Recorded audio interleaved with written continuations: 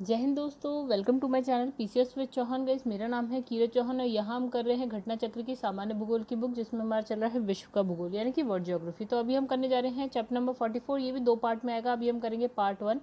ठीक है, थोड़ा बड़ा चैप्टर है। अच्छा, चैप्टर का नाम है विश्व जलवायु। ठीक है, यानी विश्व की जलवायु की बात करेंगे यहाँ पे हम। अगर वीडियो पसंद आए तो लाइक करिएगा, कमेंट करके जरूर बताएगा आपको कैसे लगे, शेयर करिएगा गाइस अपने दोस्तों में जिसको इसकी ज़रूरत हो। और गाइस, अभी तक अगर आपने चैनल को सब्सक्राइब नहीं किया है तो कर लीजिएगा।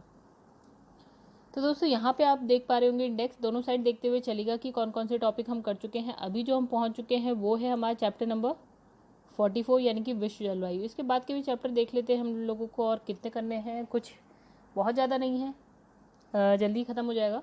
तो दोस्तों, अगर पसंद आए तो प्लीज़ चैनल को सब्सक्राइब जरूर करिएगा। तो ये रहा गाइस हमारा चैप्टर। देखिए, यहाँ लिखा है विश्व जलवायु नोट्स।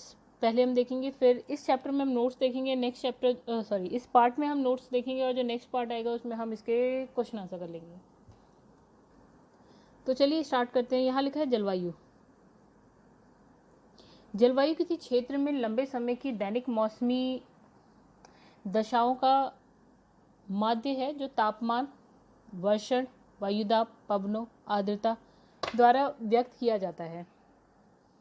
देखिए, जलवायु हर जगह की, इतने का कोई एक पर्टिकुलर कोई क्षेत्र ले लिया, उसमें लंबे समय तक हमने देखा कि दैनिक मौसमी दशाएं क्या है, कि किस हिसाब से जो है दिन प्रतिदिन जो है मौसम चेंज हो रहा है या क्या हो रहा है। ठीक है, जो व्यक्त किया जाता है उसके तापमान है, वर्षण है, वहाँ का वायुदाब हो गए, वहाँ की पवनें हो गई, वहाँ आर्द्रता, इसके द्वारा व्यक्त किया जाता है। ठीक है, अभी समझते। अब इसमें लिखा है कि पृथ्वी को मुख्य रूप से 3 जलवायु कटिबंध में बांटा गया है। मतलब अगर हम पूरी पृथ्वी देखें तो 3 जलवायु कटिबंध है। मतलब 3, देखिए, एक तो इसने कहा उष्ण कटिबंधीय, इंग्लिश में बोलते हैं ट्रॉपिकल जोन। ठीक है, तो वैसे एक चीज़ और याद रखिएगा जो मैं कह रही हूँ कि उष्ण कटिबंधीय भी लिखा हुआ आ जाता है, कभी कभी ट्रॉपिकल भी लिखा, ट्रॉपिकल जोन भी हिंदी में लिखा हुआ आ जाएगा, ट्रॉपिकल जोन, राइट। तो एक आपका जलवायु कटिबंध कौन सा हो गया, उष्ण कटिबंधीय, एक हो गया शीतोष्ण, एक हो गया शीत कटिबंधीय। ठीक है, तो ये तीनों रट लीजिए, उष्ण कटिबंधीय, शीतोष्ण कटिबंधीय एंड शीत कटिबंधीय। ठीक है, ये आपका 0 डिग्री से जब ध्रुवों की तरफ जाते हैं तो ये बटा हुआ है 3 टाइप में। ठीक है, अब इसे कहा विषुवत रेखा से ध्रुवों की और इन कटिबंधों का क्रमशः विस्तार हो जाता है। मतलब आप जब 0 डिग्री से 90 डिग्री तक जाते हैं तो इस तरह से आप कटिबंध देखते हैं। चलिए, अब इसमें लिखा है कि जो एशिया महाद्वीप का विस्तार जो है विषुवत रेखा से उत्तरी ध्रुव तक है, जिसमें से सभी प्रकार के जलवायु कटिबंध समाहित है। मतलब इसने कहा जो एशिया महाद्वीप है, अगर हम पृथ्वी देखें तो देखिए, नॉर्थ अमेरिका यहाँ हो गया, साउथ अमेरिका ये हो गया, यूरोप ये हो गया आपका। ठीक है, और मान लेते हैं ये जा रही है आपकी 0 डिग्री, यूरोप ये हो गया आपका, अफ्रीका ये हो गया, और आपका अब हम बात करेंगे एशिया महाद्वीप। तो ये रहा आपका एशिया महाद्वीप, मान लेते हैं कुछ ऐसा है। तो इसने कहा कि एशिया महाद्वीप एक ऐसा महाद्वीप है जिसमें ये तीनों कटिबंध आपको मिल जाएंगे, यानी कि उष्ण भी मिल जाएगा, शीतोष्ण मिल जाएगा और शीत कटिबंध भी मिल जाएगा। ठीक है, ये बात कही है इसने। अब इसने लिखा है विश्व के विभिन्न भागों में विभिन्न प्रकार की जलवायु पाई जाती है। ठीक है, मतलब विश्व में जो है अलग अलग जगह पे अलग अलग जलवायु पाई जाती है। एक समान जलवायु वाले क्षेत्र को जलवायु प्रदेश यानी कि क्लाइमेट रीजन कहते हैं, जहाँ की जलवायु एक समान है। ठीक है, उसे हम बोलेंगे जलवायु प्रदेश। अब इसने लिखा है विश्व के विभिन्न जलवायु प्रदेश निम्नलिखित है। चलिए, अब जलवायु प्रदेश की बात करिए। सबसे पहले इसने बात करी विषुवत रेखीय जलवायु प्रदेश। विषुवत रेखीय जलवायु प्रदेश वो होंगे जो विषुवत रेखा के आसपास होंगे, यानी कि 0 डिग्री के आसपास। तो इसने कहा विषुवत रेखा से उत्तर और दक्षिण 5 डिग्री से 10 डिग्री अक्षांश तक विस्तृत जलवायु वाले भाग को हम बोलते हैं विषुवत रेखीय प्रदेश, या फिर उष्णकटिबंधीय आर्द्र जलवायु प्रदेश कहते हैं। यानी इसने कहा कि अगर ये पृथ्वी है तो पृथ्वी ये हो गई 0 डिग्री, तो इसने कहा 5 से 10, 5 से 10, तो ये वाला जो साइड हो जाएगा, ये वाला साइड हो जाएगा। ठीक है, इसको इसने बोल दिया, क्या बोला, उष्णकटिबंधीय आर्द्र जलवायु प्रदेश।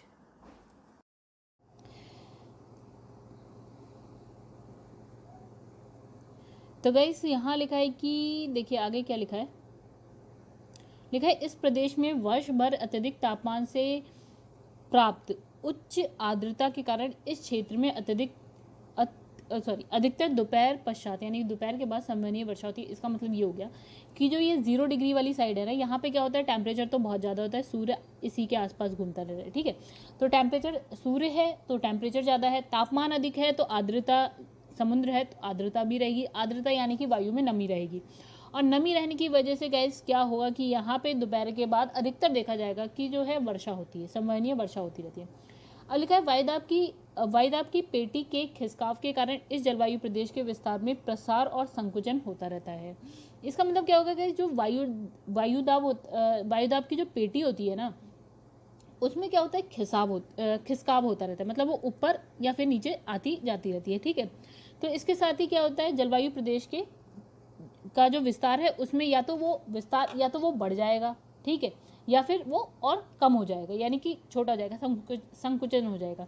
तो इस प्रदेश में वर्ष भर उच्च तापमान और वर्षा के कारण इस जलवायु में उष्णकटिबंधीय चौड़ी पत्ती के सदाबहार वन मिलते हैं। यानी कि देखिए वर्षा भी अच्छी खासी है, तापमान भी अच्छा खासा है, तो यहाँ पे क्या होता है, जो वन होते हैं ना वो कहते होते हैं चौड़ी पत्ती के होते हैं, सदाबहार वन। ठीक है, सदाबहार का मतलब क्या होता है, हमेशा ही पत्तियाँ रहती हैं। आपको ऐसे लगेगा कभी पत्तियाँ गिरती नहीं हैं, लेकिन ऐसा नहीं होता है, कभी किसी पेड़ की गिर जाएगी तो कभी किसी, ऐसा। तो हमेशा आपको पत्तियाँ मिलती रहेंगी, चौड़ी पत्ती वाले होते हैं, सदाबहार वन होते हैं। अब कौन कौन से देखिए, जिसमें लिखा है गटायार्च, रबड़, एबोनी, ताड़, बांस, बेत, महोगनी, चंदन, सिनकोना। ठीक है, तो अब देखिए आपको इसमें क्या रटने की जरूरत है, यानी कि ये इसमें हमने बात की विश्ववत रेखीय जलवायु प्रदेश में कौन कौन से वन होते हैं। ठीक है, तो ये वन होते हैं। तो कितनी बार समझे कि ये विश्ववत रेखा के आर पार दोनों तरफ मिलेगा, वर्षा अच्छी होती है, टेम्परेचर अच्छा होता है, जिस वजह से वर्षा होती रहती है, मतलब टेम्परेचर ज़्यादा होती है, आर्द्रता ज़्यादा, तो वर्षा होती रहती है। और हमने कौन कौन से वन यानी पेड़ मिलेंगे ये भी हमने देख लिया। इस जलवायु प्रदेश के अंतर्गत दक्षिण अमेरिका का अमेजन बेसिन आ जाता है। ठीक है, साउथ अमेरिका में आप देखिए अमेजन बेसिन में अच्छी खासी घना ये पूरा वन है। अफ्रीका में कौन सा आ जाता है गाइस, कॉन्गो बेसिन आ जाता है, और एक वहीं पे है आपका गिनी तट, अफ्रीका में देखिएगा, जब आप अफ्रीका का ऐसे करके मैप बनाएंगे तो यहाँ पे देखिएगा। ठीक है, और कॉन्गो बेसिन भी आपको जब आप अफ्रीका का ऐसे करके मैप बनाएंगे तो यही मिल जाएगा, गिनी तट भी आपको यहीं मिल जाएगा। पूर्वी द्वीप समूह और क्या है, पूर्वी मध्य अमेरिका, यानी कि गाइस यहाँ पे देखिए क्या बोल रहा है, ये पनामा है, कोस्टारिका है, निकारागुआ है, हॉन्डुरस है, ग्वाटेमाला, ये सारी जगह आ जाती है। अब ये जगह है कहाँ पे, जब आप नॉर्थ अमेरिका कॉन्टिनेंट देखेंगे कुछ ऐसा, मतलब ऐसा नहीं होता है, थोड़ा बहुत ऐसा ही होता है। ठीक है, और उसके बाद स्टार्ट हो जाता है आपका साउथ अमेरिका कॉन्टिनेंट। अब यहाँ बीच में जो आप देश देखेंगे ना, जो इन दोनों को कनेक्ट करे होंगे यानी कि जोड़े होंगे, वो रहे ये देश। ठीक है, यहाँ पे भी कुछ वैसा ही रहता है। चलिए अब आगे बढ़ जाते हैं। नेक्स्ट हमारा क्या है, उष्णकटिबंधीय मानसूनी जलवायु प्रदेश। ठीक है, अब गाइस यहाँ पे क्या आ गया, मानसूनी। ठीक है, चलिए अब इसमें देख लेते हैं, तो इस जलवायु प्रदेश का विस्तार देख लेते हैं। तो वो हो गया आपका 5 से 30 डिग्री तक, यानी कि ये जब आप ये मैप बनाते हैं तो यहाँ मान लेते हैं ये 5 से 30 डिग्री तक है, आपको इस टाइप की कुछ जलवायु मिल जाएगी 5 से 30 डिग्री तक, यानी कि ये वाला 5 से 30 डिग्री और उत्तर में भी 5 से 30 डिग्री। ठीक है, अब लिखा है कि ये प्रदेश व्यापारिक हवा क्षेत्र में आते हैं। जब हमने गाइस देखा था तो 1 2 3, यानी कि ये 30 था, ये 60 था, ये 90 था, तो यहाँ पे जो हवाएं चल रही थी वो कौन सी हवाएं थी, व्यापारिक हवाएं, व्यापारिक। और यहाँ पे जो हवा चल रही थी नीचे की तरफ 30 से 60 में, ओके सॉरी, तो गाइस 0 से 30 के बीच में जो चल रही थी वो हमारी कौन सी चल रही थी, आपकी व्यापारिक हवा। तो ये कौन सी पेटी थी, व्यापारिक हवा की, तो यही लिखा है। ठीक है, जिसमें क्या है, ऋतुओं के अनुसार क्या है, उत्तर और दक्षिण की ओर खिसकाव होता रहता है। यानी कि ये पेटी जो है, जब सूरज क्या है, उत्तरायण होता है तो ये पेटी थोड़ी सी ऊपर खिसक जाती है। ठीक है, जब सूरज दक्षिणायन होता है तो ये पेटी थोड़ा सा नीचे खिसक जाती है। ठीक है, मतलब कि आप देखते हैं कि ये हो गई आपकी कर्क रेखा, ये हो गई मकर रेखा, ये हो गया सूरज यानी कि 0 डिग्री पर, तो सूरज कभी उत्तरायण होता है यानी कि कर्क रेखा पर जाता है, वापस आता है। ठीक है, वैसे ही आपका दक्षिणायन भी होता है, तो जब ये उत्तरायण होता है तो ये जो पेटी है थोड़ी सी ऊपर खिसक जाती है। ठीक है, और जब ये दक्षिणायन होता है तो ये थोड़ी सी नीचे आ जाती है पेटी। चलिए, तो लिखा है कि इस प्रदेश के अंतर्गत कौन कौन आता है, तो इसमें आता है पाकिस्तान है, अपना भारत है, बांग्लादेश है, मैं ये समझ लीजिएगा इस भारत के आसपास का हिसाब किताब देख लीजिएगा। तो Pakistan, Bharat, Bangladesh, Myanmar, Thailand, Cambodia, Laos, Africa का पूर्वी तट ये भाग आ जाता है। अफ्रीका जब आप बनाते हैं तो इसका ये वाली साइड आ जाती है। ठीक है, तो संयुक्त राज्य अमेरिका का दक्षिण पूर्वी तटीय भाग आ जाता है। जब आप ऐसे करके नॉर्थ अमेरिका में संयुक्त राष्ट्र अमेरिका यानी कि ये रहा बीच वाला जो है यूएसए, तो उसका ये वाला साइड आ जाता है। ठीक है, उसके बाद इसने कहा ऑस्ट्रेलिया का उत्तरी भाग सम्मिलित है, यानी कि जब आप ऐसे करके ऑस्ट्रेलिया बनाते हैं तो उसका उत्तरी भाग आ जाता है इसी में। चलिए नेक्स्ट अब देखिए, सवाना तुल्य जलवायु प्रदेश। ठीक है, ये तीसरे नंबर पे आ गया। तो इसमें लिखा है सवाना तुल्य जलवायु प्रदेश विषुवत रेखीय जलवायु प्रदेश की तापमान संबंधी दशाओं में लगभग समानता रहती है। मतलब इसने कहा कि अगर हम तापमान संबंधी दशाएं देखें तो ये दोनों जो पहला वाला हमने पढ़ा था विषुवत रेखीय जलवायु प्रदेश और ये जो अभी हम पढ़ रहे हैं सवाना तुल्य, दोनों ऑलमोस्ट एक जैसे हैं। ठीक है, अब इसने लिखा है कि आर्द्र विषुवत रेखीय और उष्ण शुष्क मरुस्थलीय जलवायु के मध्य स्थित स्थिति के कारण यहाँ की वनस्पतियों में क्या है, सर्व प्रमुख मोटी घास होती है। अब देखिए इसने क्या बोला, इसने कहा है एक तो हो गया विषुवत रेखीय, ठीक है, आर्द्र जिसमें नमी हो हवा में, ठीक है। तो आर्द्र विषुवत रेखीय कौन सा था, जो विषुवत रेखा पे था उसके आसपास, ठीक है। और दूसरा लिखा है उष्ण, उष्ण का मतलब जाता था बहुत गर्म, गर्म क्या होता है, शुष्क मरुस्थलीय हो गया ना, मरुस्थल गर्म होता है, शुष्क होता है, यानी कि यहाँ नमी नहीं होती है, ठीक है। यानी कि ये हो गया आर्द्र विषुवत रेखीय और ये हो गया उष्ण शुष्क मरुस्थलीय जलवायु प्रदेश के मध्य की स्थिति है इसकी, ठीक है। मतलब किसके मध्य में, एक ये वाला और एक ये वाला, इन दोनों के मध्य की स्थिति के कारण यहाँ की जो वनस्पतियाँ होती है वो कहती होती है मोटी घास होती हैं, ठीक है।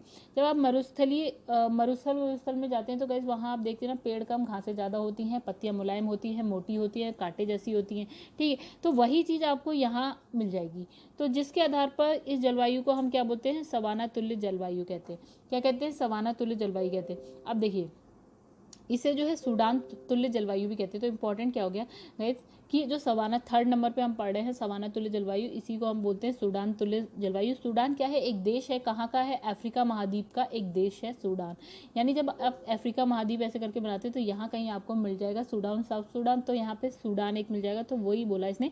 मतलब ऑलमोस्ट सूडान की जलवायु वैसी ही है, इसलिए सूडान तुल्य जलवायु, ठीक है। और यहाँ पे है सवाना तुल्य, दोनों एक ही है, ठीक है।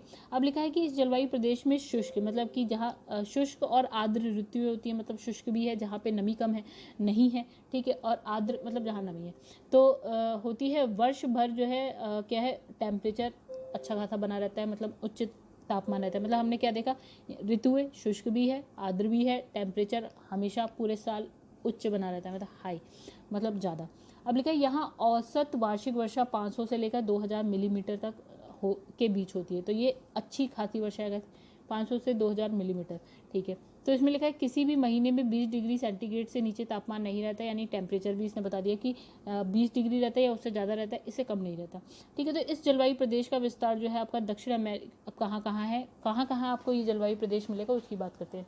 तो इसने कहा साउथ अमेरिका, जब साउथ अमेरिका क्या कॉन्टिनेंट यानी कि महाद्वीप, तो साउथ अमेरिका कॉन्टिनेंट जो आप बनाते हैं उसमें कौन सा देश, जैसे वेनेजुएला हो गया ऊपर की साइड है, कोलंबिया भी ऊपर की साइड मिल जाएगा, गुयाना भी, और दक्षिण मध्य ब्राज़ील की बात करा पैराग्वे, ठीक है। ये सब आपको कैसे मिल जाएगा, जब आप साउथ अमेरिका ऐसे करके बनाएंगे ना, तो यहाँ पे आप ऑलमोस्ट यहाँ तक आपको सब मिल जाएगा।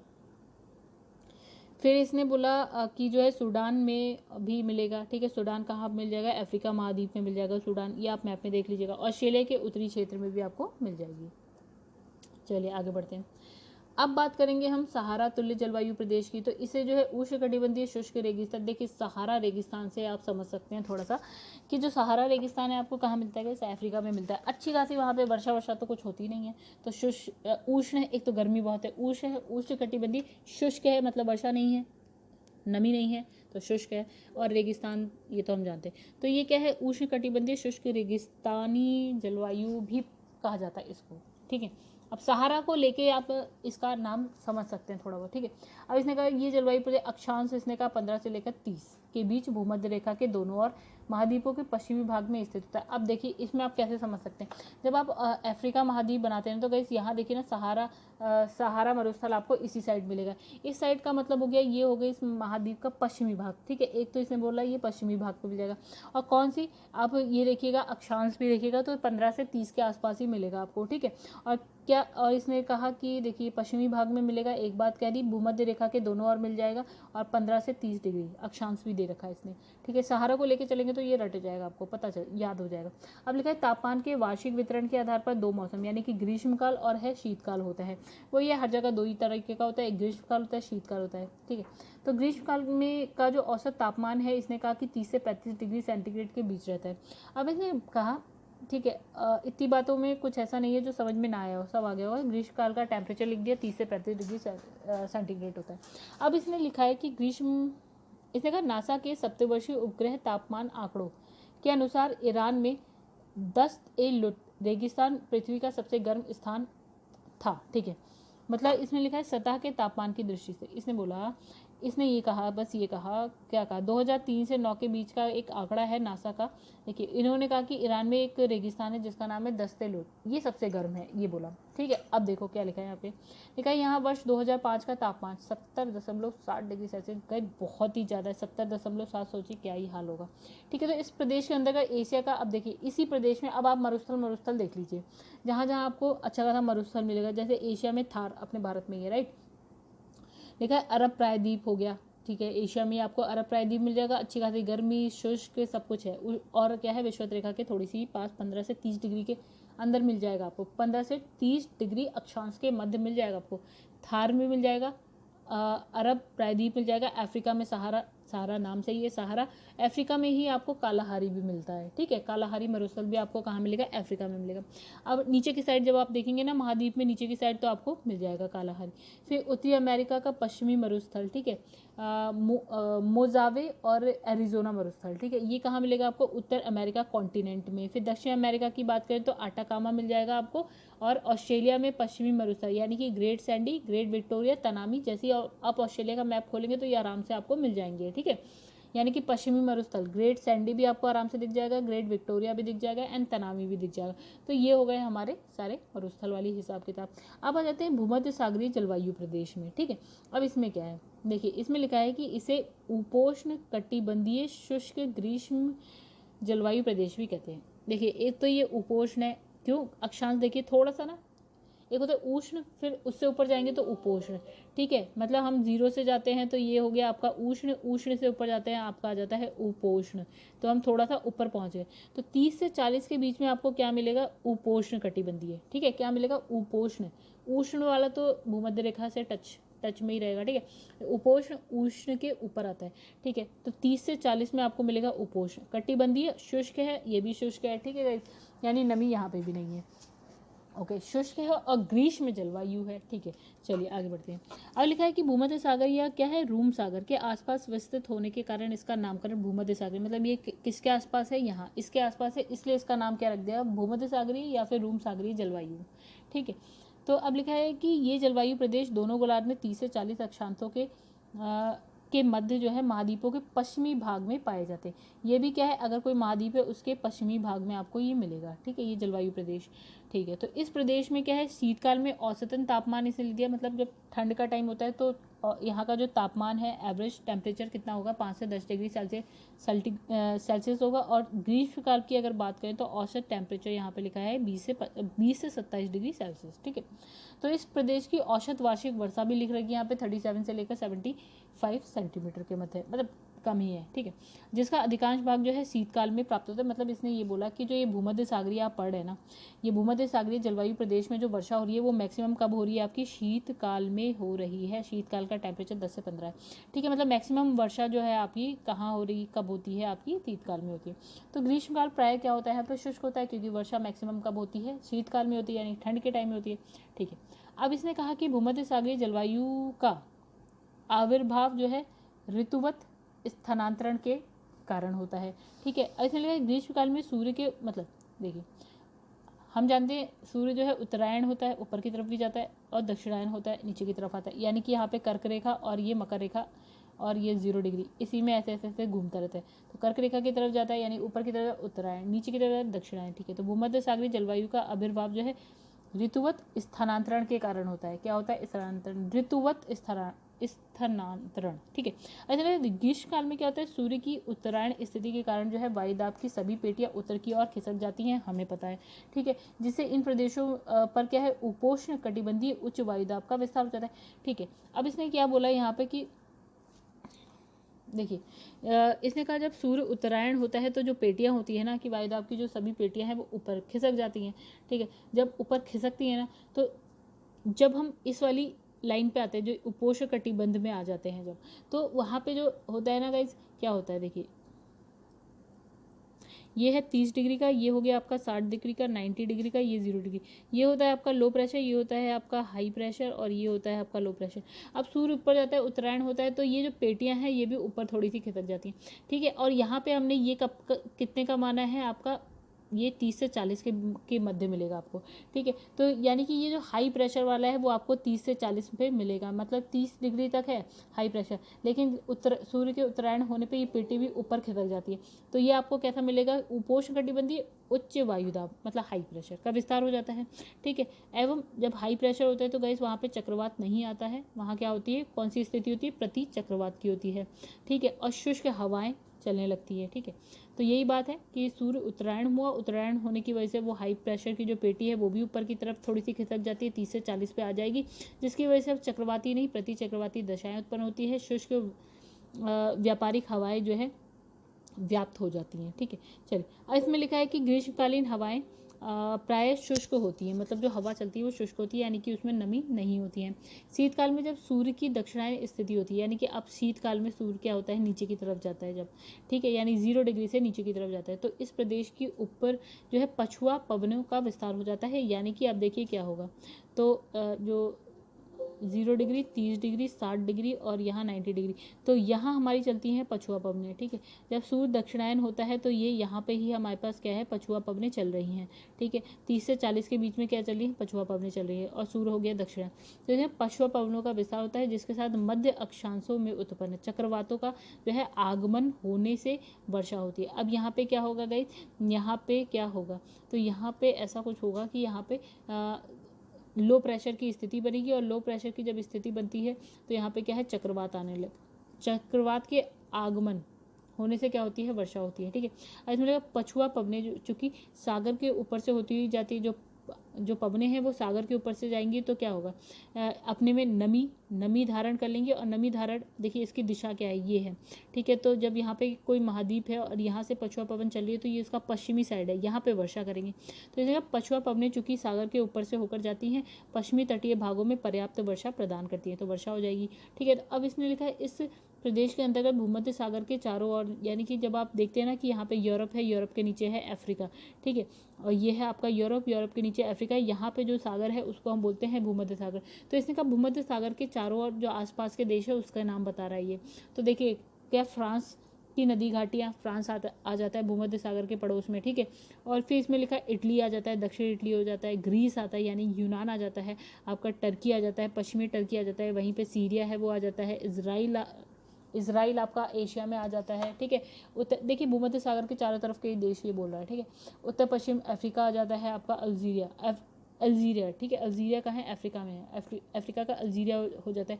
फिर इसने देखिए, अब ये तो हमने भूमध्य सागर के आसपास के देश देख लिए, लेकिन इसके अलावा भी है, जैसे कि उत्तर अमेरिका में आप जाएंगे कैलिफोर्निया, मध्य चिली, दक्षिण अफ्रीका का दक्षिण पश्चिमी भाग, ठीक है, इन सब में यही मिलेगा आपको।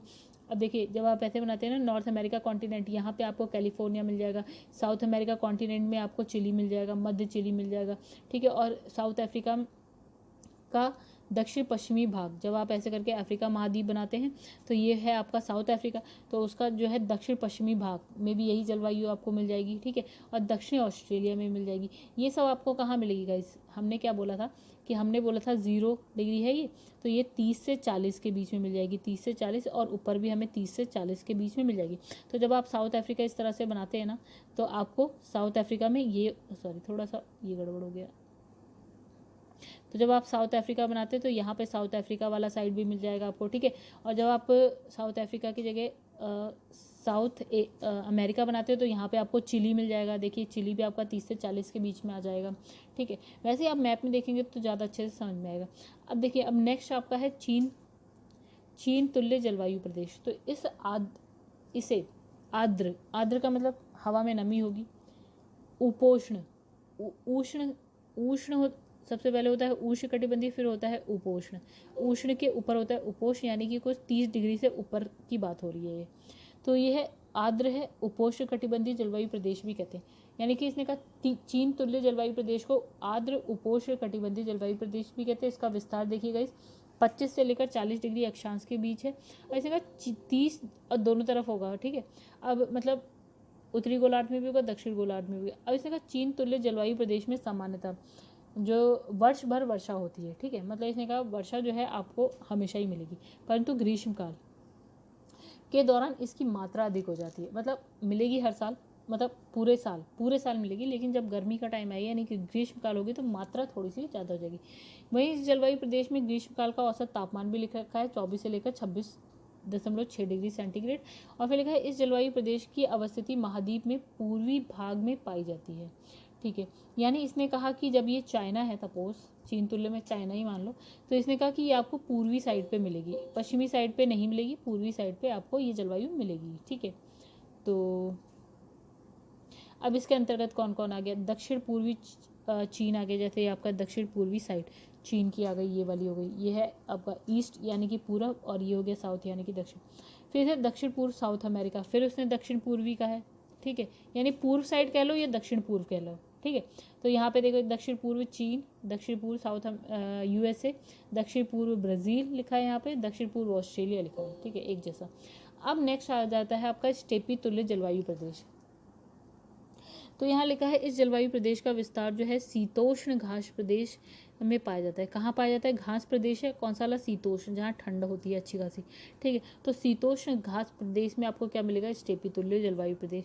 अब इसने लिखा है स्टेपी जलवायु जो है आपकी मध्य अक्षांशों में महाद्वीप के आंतरिक भागों में पाई जाती है, यानी कि अगर एक ये महाद्वीप है तो आपको ये बीच में कहीं मिलेगी। ठीक है, मध्य अक्षांश का मतलब क्या हो गया, जब आप पृथ्वी बनाते हैं तो ये 0 डिग्री है, ये 90 डिग्री है, अब बीच में कहीं बात कर रहे हैं, प्लस एक महाद्वीप के बीच में मिलेगी, मध्य में मिलेगी। ठीक है, ये जलवायु प्रदेश आपको महाद्वीप के मध्य में मिलेगा। ठीक है, अब इसने लिखा है स्टेपी तुल्य प्रदेश में वार्षिक तापांतर क्या होता है, अधिक होता है। इसका मतलब क्या है गाइस, वार्षिक तापांतर, सपोज कि गर्मी में तापमान एक जगह हम मान लेते हैं, गर्मी में तापमान है 20 डिग्री सेल्सियस, ओ नो ये ठंड का मान लेते हैं 20 डिग्री सेल्सियस, और गर्मी में मान लेते हैं हम 35 डिग्री, तो इसके बीच में तापांतर कितना हो गया, 15 डिग्री का, राइट। ये पूरे वर्ष की बात कर रहे हैं। ठीक है, कहीं पे मान लेते हैं कि गर्मी में है आपका 21 डिग्री, और मान लेते हैं यहाँ पे हो गया आपका 40 डिग्री। ठीक है, सर्दियों में, तो इसके बीच में जो तापांतर है वो कितने का आ जाएगा, 19 डिग्री का हो जाएगा। मतलब इसने कहा कि देखिए यहाँ पे तापांतर ज़्यादा है, 19 डिग्री। ठीक है, मतलब आप समझ रहे होंगे आई थिंक, तापमान में अंतर। ठीक है, तो इसने कहा कि इसने ये बोला कि स्टेपी तुल्य प्रदेश में जो वार्षिक तापांतर है ना वो बहुत ज़्यादा होता है, यानी कि ठंड में बहुत ज़्यादा ठंड हो जाती होगी और गर्मी में बहुत ज़्यादा गर्मी। और लिखा है स्टेपी घास प्रदेश की जलवायु वाले विभिन्न क्षेत्रों की औसत वार्षिक वर्षा, देखिएगा इस क्या लिखी है, 250 से लेकर आपकी 750 मिलीमीटर तक है। अमेरिका एवं कनाडा के घास मैदान, मतलब कुछ ज़्यादा नहीं है, जब आप इसे सेंटीमीटर में करेंगे तो क्या हो गया, 25 से 75 सेंटीमीटर हो जाएगा, तो ठीक है 75 तो ठीक है, लेकिन 25 तो बहुत ही कम है। तो कैसे लिखा है कि अमेरिका के और कनाडा के घास के मैदान आपके इसमें आ जाएंगे, दक्षिण ऑस्ट्रेलिया में भी घास के मैदान आ जाएगी। देखिए जहाँ पे वर्षा कम होती है वहाँ क्या हो जाती है, घास होती है। तो देखिए अमेरिका में, कनाडा में घास के मैदान हो गए, दक्षिण ऑस्ट्रेलिया में भी आपको मिल जाए, दक्षिण अफ्रीका में घास के मैदान मिलेंगे आपको, यूरेशिया में भी आपको क्या मिलेंगे, घास के मैदान ही मिलेंगे, हर जगह आपको घास के मैदान मिल रहे हैं। ठीक है, तो हम ये भी जानते हैं कि जो स्टेपी प्रदेश होते हैं वो घास वहाँ पे ज़्यादा होती है। ठीक है, तो चलिए हमने सारे घास के मैदान पढ़ लिए, कौन कौन सी जगह पढ़ी, ये आपका नॉर्थ अमेरिका है तो नॉर्थ अमेरिका में कनाडा, फिर यूएसए, और एक हमने कर लिया ऑस्ट्रेलिया में मिल जाएंगी, फिर ये है मान लीजिए अफ्रीका, तो यहाँ पे है साउथ अफ्रीका। ठीक है, और यूरेशिया यानी कि यूरोप और एशिया को मिला के यूरेशिया बन जाता है, तो यहाँ पे जो घास के मैदान आपको मिल जाएंगे। अब नेक्स्ट पे आते हैं, यहाँ लिखा है पश्चिम यूरोपीय तुल्य जलवायु प्रदेश, ये यूरोप हो गया, तो यूरोप है, पश्चिम यूरोपीय तुल्य कुछ यहाँ पे आसपास। ठीक है, अब लिखा है ये प्रदेश मुख्यतः जो है 40 से लेकर 65 डिग्री अक्षांश के मध्य महाद्वीप के पश्चिमी किनारे पर स्थित है। तो कहाँ पे है, पश्चिमी किनारे पर। ठीक है, तो इस प्रदेश में औसत तापमान कितना लिखा है, बहुत ही कम है आपका, यानी 15 से 21, ये कुछ बहुत ज़्यादा नहीं, बहुत कम है। ठीक है, तो अगर हमारे भारत में हो तो एसी चलाने की जरूरत ही ना पड़े हम लोगों को। ठीक है, अब यहाँ लिखा है कि वर्षा वर्ष के प्रत्येक मौसम में पर्याप्त मात्रा में होती है, यानी कि अच्छी खासी वर्षा हमेशा होती है, किंतु शीतकाल की अपेक्षा ग्रीष्मकाल में कुछ कम वर्षा होती है। यानी इसने ये बोला कि वर्षा जो है आपकी शीतकाल में ज़्यादा होती है, ये बोला इसने। ठीक है, अब लिखा है कि जलवायु प्रदेश के अंतर्गत कौन कौन सी जगह आती है, तो एक इसने बोला उत्तर पूर्व यूरोप के ब्रिटेन, तो वैसे ये थोड़ा मुझे समझ नहीं आया, ब्रिटेन कहाँ से आ गया यूरोप में, ब्रिटेन, अच्छा हाँ ओके ब्रिटेन है गाइस, मुझे लगा ब्राज़ील लिखा है। ठीक है, तो उत्तर पूर्व यूरोप के ब्रिटेन में आ जाएगा। उत्तर पूर्व क्या होगा, ये हो गया उत्तर, ये हो गया पूर्व, तो ब्रिटेन में उत्तर पूर्व साइड। ठीक है, अब इसमें लिखा है पूर्वी नॉर्वे, नॉर्वे ये रहा आपका नॉर्वे की पूर्वी साइड। फिर है डेनमार्क, फिर है उत्तर पश्चिम जर्मनी, फ्रांस, यूएसए, यूएसए में वॉशिंगटन हो गया आपका। ठीक है, ऑरेगन हो गया। कनाडा में ब्रिटिश कोलंबिया हो गया, चिली हो गया, न्यूजीलैंड का इसी सब आप मैप में देख सकते हो, बहुत आसानी से आपको मिल जाएगा। मैं एक एक करके बताऊंगी तो बहुत बड़ी वीडियो हो जाएगी, इसलिए मैं बार बार नहीं बताऊंगी कि ये कहाँ है, ये आप मैप में खुद देखिएगा। ठीक है, जैसे इसने ये तो बता दिया यूरोप में मिल जाएगा ब्रिटेन। ठीक है, अब पूर्वी नॉर्वे आपको यूरोप में मिल जाएगा, डेनमार्क यूरोप में मिल जाएगा, उत्तर पूर्व जर्मनी यूरोप में मिल जाएगा, फ्रांस यूरोप में मिल जाएगा, यूएसए का वॉशिंगटन, वॉशिंगटन तो यूएसए में मिल जाएगा, ऑरेगन भी यूएसए में मिलेगा। कनाडा में कौन कौन सी जगह बताई इसने, ब्रिटिश कोलंबिया बताई। अब चिली, चिली आपको मिलेगा साउथ अमेरिका कॉन्टिनेंट में, न्यूजीलैंड आपको क्या मिलेगा, ऑस्ट्रेलिया के पड़ोस में। चलो आगे बढ़ते हैं। इसने कहा सेंट लॉरेंस तुल्य जलवायु प्रदेश, तो ये जलवायु प्रदेश जो है आर्द्र महाद्वीपीय प्रकार का है, जो महाद्वीपों के पूर्वी किनारे पर मुख्य रूप से उत्तरी गोलार्ध में 45 से 60 डिग्री मतलब अक्षांशों के बीच पाया जाता है। यानी कि इसने कहा महाद्वीप के पूर्वी साइड पे मिलेगा, उत्तरी गोलार्ध में कौन से कहाँ से मिलेगा, 45 से लेकर 65 डिग्री अक्षांश के मध्य मिल जाएगा। और लेकिन कहीं कहीं इसका विस्तार जो है भूमध्य रेखा के 35 डिग्री अक्षांश तक भी पाया जाता है। भूमध्य रेखा की ओर मतलब इसने कहा 45 से 60 तक तो ये मिलेगा ही मिलेगा। ठीक है, कहीं 65 तक मिलेगा, कहीं कहीं आप 35 तक भी इसे पा सकते हैं। ठीक है, अब इसने बोला कि सामान्यतः वर्षा जो है वर्ष भर होती है, परंतु ग्रीष्मकाल में शीतकाल की अपेक्षा अधिक वर्षा होती है। यानी कि वर्षा कब ज़्यादा होती है यहाँ पे, इसने कहा ग्रीष्मकाल में ज़्यादा होती है। अब इसमें क्या है, अर्जेंटीना का भाग आता है, अर्जेंटीना आपको मिलेगा साउथ अमेरिका में।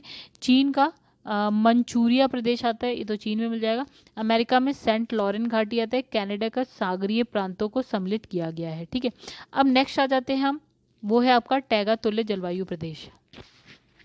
ये हम ऊपर ही जाते जा रहे हैं, 0 डिग्री से 90 डिग्री के पास जाते जा रहे हैं। तो टैगा तो बिल्कुल आपका ध्रुवों के आसपास, मतलब बहुत ठंड वाली जगह हो गई। तो इस जलवायु प्रदेश को साइबेरिया प्रकार की जलवायु कहते हैं। देखिए साइबेरिया कहाँ है, रशिया में, रशिया के बिल्कुल ऊपरी भाग में आपको मिल जाएगा साइबेरिया, जो ध्रुवों के पास है, यानी कि वहाँ पे हमेशा बर्फ यानी बहुत ठंड होती है। तो सूक्ष्म तापीय जलवायु के अंतर्गत आती है। कैसे, सूक्ष्म तापीय जलवायु, यहाँ की जो टेम्परेचर होता है, मतलब यहाँ पे टेम्परेचर बहुत ही कम होता है। इस जलवायु प्रदेश में क्या है, दीर्घ अवधि वाला शीतकाल और लघु अवधि वाला ग्रीष्मकाल होता है। यानी इसने कहा कि शीतकाल तो बहुत ज़्यादा होता है, लेकिन ग्रीष्मकाल बहुत ही कम होता है। सबसे गर्म महीने में जो टेम्परेचर होता है वो देखिए, सबसे गर्म महीने की 10 डिग्री सेल्सियस की समताप रेखा टैगा जलवायु प्रदेश की उत्तरी सीमा का निर्धारण करती है। यानी कि देखिए इसने कहा सबसे गर्म महीने में भी टेम्परेचर क्या है, 10 डिग्री सेल्सियस है। चलिए, शीत ऋतु का समय लगभग जो है 8 महीने तक का होता है, हमारे यहाँ 2 महीने का होता है गाइस, अब दिसंबर जनवरी और पता ही नहीं चलती। ठीक है, अब इसने कहा कि इनका होता है 8 महीने का, जिस समय जो है टेम्परेचर सदा हिमांक से कम रहता है, 0 डिग्री से कम रहता है टेम्परेचर। अब लिखा है ध्रुवीय क्षेत्र के इतर विश्व का न्यूनतम तापमान। देखिए अब इसने कहा ध्रुवीय क्षेत्रों को छोड़ दिया जाए अगर, तो विश्व का जो सबसे कम तापमान है वो 22 दिसंबर 1991 को ग्रीनलैंड आपको मालूम है कहाँ है, नहीं पता, हम बताते हैं। ये है नॉर्थ अमेरिका कॉन्टिनेंट, ये है साउथ अमेरिका कॉन्टिनेंट, ये आपका है आता है यूरोप, ये आता है आपका अफ्रीका। ठीक है, ये नॉर्थ अमेरिका, ये साउथ अमेरिका, यहाँ पे आपको मिल जाएगा ग्रीनलैंड। ठीक है, तो इसने लिखा है 22 दिसंबर 1991 को ग्रीनलैंड में क्या टेम्परेचर था, -69.6 डिग्री सेल्सियस, यानी कि -93.3 डिग्री फ़ारेनहाइट था। ये मतलब अभी तक का सबसे कम टेम्परेचर देखा गया है। विश्व मौसम संगठन के अनुसार विश्व का न्यूनतम तापमान जो है आपका वोस्टोक पूर्वी अंटार्कटिका में कब का है, 1983 का है, और ये है आपका -89.2 डिग्री सेल्सियस है। ठीक है, रिकॉर्ड किया गया। तो कैसे अंटार्कटिका की अगर बात करें तो अंटार्कटिका में कोई नहीं रहता, कोई देश नहीं है, ये एक पूरा का पूरा एक महाद्वीप है जहाँ कोई नहीं रहता। रिसर्च होती रहती है, हर देश के वहाँ पे रिसर्च सेंटर है, बाकी वहाँ कोई नहीं रहता। ठीक है, आगे बढ़ते हैं। अब इसने लिखा टैगा जलवायु प्रदेश में औसतन वार्षिक वर्षा यहाँ पे लिखी है मिलीलीटर में है, यानी कि 37 से 60 सेंटीमीटर के बीच में है, मतलब ना बहुत कमी है गाइस, कोई ज़्यादा तो है नहीं। ठीक है, परंतु अधिकांश वर्षा जो है क्या होती है, बारीक और शुष्क हिमकणों के रूप में होती है। यानी कि वर्षा क्या होती है, वहाँ पे बर्फ गिर रही होती है। ठीक है, तो इस जलवायु प्रदेश के अंतर्गत पश्चिम में क्या है, उत्तर अमेरिका के अलास्का, कनाडा का ऊपरी भाग, और यूरेशिया में जो है पश्चिम में स्कैंडिनेविया प्रायद्वीप से रूसी साइबेरिया को सम्मिलित किया गया। इसका मतलब इसने बोला जैसे ये ऊपर नॉर्थ अमेरिका में आपको ऐसे करके देखे मिलेगा, जब नॉर्थ अमेरिका कॉन्टिनेंट बनाते हैं तो ये हो गया अलास्का, ये हो गया आपका कनाडा, ठीक है, ये तो हो गया आपके दो। और उसके बाद इसने कहा है यूरेशिया में स्कैंडिनेविया, यानी जब आप यूरोप बनाते हो तो ऐसे ऐसे करके बनाते हो आप ऐसे यूरोप, तो यहाँ पे जैसे नॉर्वे है, यहाँ पे आपका स्वीडन है, यहाँ फिनलैंड है, तो ये स्कैंडिनेविया में आ जाता है, ठीक है। और इसने कहा और फिर उसके बाद जब एशिया में आप मान लीजिए ये एशिया, एशिया के ऊपर ये है रशिया वाला पार्ट, तो रशिया में ऊपर की साइड ही आपको साइबेरिया मिल जाता है, ठीक है, साइबेरिया। चलिए नेक्स्ट इसमें लिखा है टुंड्रा जलवायु, तो न्यूनतम वनस्पति वाली, मतलब यहाँ पे वनस्पति क्या होती है, बहुत कम, तो न्यूनतम वनस्पति वाली ध्रुवीय और आर्कटिक जलवायु को, ध्रुवों के पास है इसलिए, तो ध्रुवों के पास है आर्कटिक, आर्कटिक ओशन कह लीजिए, वो भी ऊपर की तरफ है, ध्रुवों के पास ही है, तो इसलिए हम इसको बोलते हैं टुंड्रा जलवायु, मतलब ध्रुवों के आसपास टुंड्रा जलवायु। तो इस प्रदेश में क्या है, पारिस्थितिकी उत्पादकता न्यूनतम होती है, यानी आप कहें कि वहाँ पे आप खेती कर सकते हैं नहीं, वन उगा सकते हैं नहीं, मतलब पेड़ लगा सकते हैं नहीं, कुछ भी घास फूस नहीं, कुछ नहीं, तो इसने यही लिखा है पारिस्थितिकी उत्पादकता कम, न्यूनतम। फिर लिखा है टुंड्रा जलवायु प्रदेश में सूर्य ताप का सामान्यतः अभाव होता है, यानी कि क्या है, सूरज तो वहाँ तक पहुँचता ही नहीं है, कभी कभी आप देखेंगे कि 6 महीने रात हो रही है, 6 महीने दिन हो रहा है, कुछ आता ही पता नहीं है, ठीक है। तो ये वर्ष भर क्या है, निम्न तापमान होता है, यानी टेम्परेचर वहाँ पे हमेशा कम रहता है ध्रुव पर।